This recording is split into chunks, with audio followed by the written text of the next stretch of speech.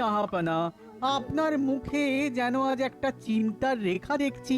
না না না, ব্যাপারটা তো খুব একটা ভালো ঠেকছে না। আহা, ঠিক বলেছো, ঠিক বলেছো। চিন্তা একটা হচ্ছে বটে, কিন্তু তার আগে তুমি আমাকে একটা কথা বলো দেখি, আশেপাশের রাজ্যগুলোর এখন কেমন কি অবস্থা? শুরু করো, কৃষ্ণনগর দিয়ে শুরু করো। যতদূর জানি কৃষ্ণনগরে তো সবই বেশ বহাল তবিয়াতে চলছে। এই জন্যই তো চিন্তাটা তখন থেকেই আরো কুটকুট কুটকুট করছে। এতে আবার চিন্তার কি হলো? চিন্তা হবে না? এবারেও সেরা রাজ্যের পুরস্কার সেই কৃষ্ণচন্দ্রের ঝুলি দিয়ে যাবে। সে তো আপনার হাতে জাহাপানা।